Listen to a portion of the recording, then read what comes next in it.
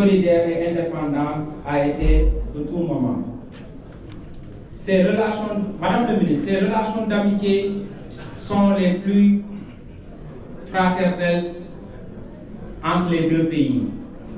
Elles se sont poursuivies sous le leadership de son excellent M. Bassirou Diomaye Faye et de son homologue égyptien, son excellent M. Abdel Fattah al-Sisi. Dans la vie culturelle du Sénégal, on peut également noter l'importance des œuvres de Naguib Mahfouz, littérature, Youssef Chahine, cinéma, et de la diva Oumou Kaltoum, musique. Quant au Sénégal, le professeur Cheikh Anta Diop, un éminent historien, anthropologue et homme de politique sénégalais, célèbre pour avoir soutenu l'origine africaine de la civilisation égyptienne, peut être cité parmi ces personnes.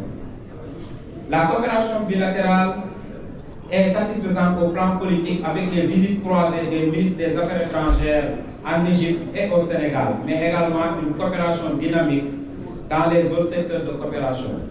Au plan des visites croisées, on peut noter en 2025 la visite du ministre des Affaires étrangères, Mme Yassine Fall, suivie de son homologue égyptien, Dr Badr Abdelhadi, en Égypte, au Sénégal, accompagné d'une trentaine d'hommes d'affaires.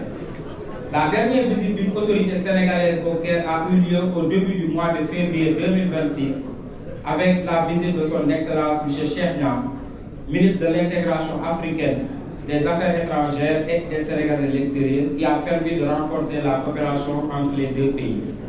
On peut également noter les visites des ministres sénégalais de la pêche et des infrastructures maritimes et portuaires, de l'hydraulique et de l'assainissement, et celle du ministre égyptien des ressources en eau et de l'irrigation.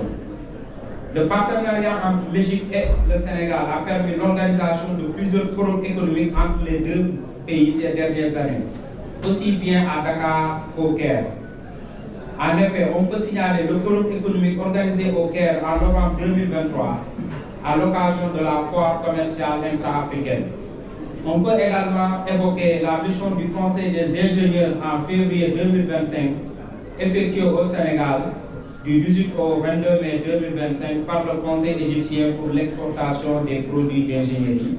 Cette mission qui regroupait 22 hommes d'affaires égyptiens qui sont dans les secteurs de l'ingénierie avait pour objet de développer la coopération commerciale entre les hommes d'affaires égyptiens et sénégalais. La conséquence de tous ces forums économiques est qu'il y a une augmentation du volume des échanges commerciaux entre les deux pays. Excellence, Madame le ministre, la coopération aussi dynamique dans les domaines de l'industrie, de l'agriculture, de l'aquaculture, de l'énergie, de la défense, de la sécurité, de l'enseignement supérieur et de la coopération technique. Le domaine de l'habitat n'est pas en reste. Il y a un partenariat entre la société Casa Orascom Sénégal, qui est une filiale de la multinationale égyptienne Orascom Group, qui a signé une convention avec la délégation générale à la promotion des pôles urbains de Diamniadio pour la construction de milliers de logements sociaux. Et ce projet va coûter un investissement de plus de 7 000 milliards de francs CFA. En ce qui concerne la coopération en matière d'enseignement supérieur, on peut signaler l'homologation en 2020 par Al-Azhar du baccalauréat national arabe, qui est le diplôme, avec le diplôme d'études secondaires d'Al-Azhar de l'Institut de recherche islamique, et la décision d'ouvrir toutes les filières scientifiques de cette université aux étudiants sénégalais. S'agissant de la coopération dans le domaine de la santé, l'Égypte dispose d'une industrie pharmaceutique compétitive avec des prix très abordables. Il convient de signaler que le consortium EPICO, qui est le premier centre de recherche biotechnologique et de génétique en Égypte, est partenaire de la société sénégalaise Biopharma, œuvrant dans le domaine de la distribution de produits pharmaceutiques. À ce propos, dans le cadre des perspectives de partenariat, il sera développé des axes de coopération dans le domaine de la pharmacie, du transport aérien, de la justice, du pétrole et du gaz. Excellence, Madame le ministre, les échanges commerciaux entre les deux pays méritent d'être dynamisés. En 2024, on observe un saut exceptionnel à 10 milliards 73 millions de francs CFA. Cependant, les exportations en provenance d'Égypte affichent une tendance fortement haussière en atteignant en 2024 63 milliards 550 millions. Et ce chiffre va progresser avec la tenue de nombreux forums économiques. Les produits avec le potentiel d'exportation le plus élevé du Sénégal vers l'Égypte sont les poissons congelés, les thons, préparés, conservés et matériaux congelés. Le Sénégal possède la plus grande capacité d'offre en acide phosphorique, le format qui est le produit avec le potentiel de demande le plus élevé en Égypte. Excellence, Madame le ministre, Mesdames, Messieurs, chers invités, le Sénégal est un pays stable politiquement avec des élections régulières et pacifiques, une démocratie en plein essor et une solide gouvernance et un environnement prévisible et fiable pour mener des activités. Le pays n'a jamais connu de rupture institutionnelle. Une priorité est accordée à la transparence dans la gestion des affaires publiques, la lutte contre la corruption et la réduction des comptes. À cet effet, nous venons de créer un office national de lutte contre la fraude et la corruption et installer un pôle judiciaire financier. C'est un pays de tolérance religieuse où le dialogue islamo-chrétien est une réalité. Des réformes économiques pour encourager les investissements ont été mises en œuvre, notamment la simplification des procédures administratives, de promotion de l'investissement privé et d'amélioration de l'efficacité du système juridique. Avec l'arrivée au pouvoir de son Excellence Bassirou Diomaye Faye en mars 2024, le Sénégal a lancé en octobre 2024 la vision Sénégal 2050, qui est le référentiel stratégique de développement initié par le président Bassirou Diomaye Faye, visant à avoir un Sénégal souverain, juste et prospère en 25 ans. Le nouveau code des investissements vient d'être adopté le 18 septembre 2025. En 2024, le Sénégal est devenu producteur et exportateur de pétrole et de gaz. Cette entrée du Sénégal dans le cercle fermé des pays producteurs et exportateurs de pétrole et de gaz constitue une bonne opportunité à saisir pour les deux pays afin de développer la coopération dans ces domaines. Je voudrais, pour finir, en réitérant la disponibilité du gouvernement sénégalais d'œuvrer davantage au développement des relations bilatérales qui unissent les deux pays, souhaiter un renforcement de la coopération bilatérale entre nos deux pays avec un partenariat gagnant-gagnant pour les peuples égyptiens et sénégalais. Vive le Sénégal, vive l'Égypte, vive le partenariat gagnant-gagnant entre les deux pays. Merci de votre aimable attention.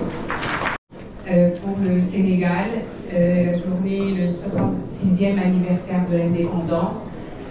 En fait, je suis là ce soir par ma qualité de ministre de la Culture d'Égypte, mais au nom de son Excellence Premier ministre Dr Moustapha Maghouly. Permettez-moi de lire l'allocution qui m'a été délivrée de son Excellence et ensuite je vais faire une réplique pour l'Égypte et le Sénégal de point de vue culturel. معالي سفير جمهورية السنغال لدى جمهورية مصر العربية، أصحاب السعادة، السفراء، السيدات والسادة الحضور الكريم.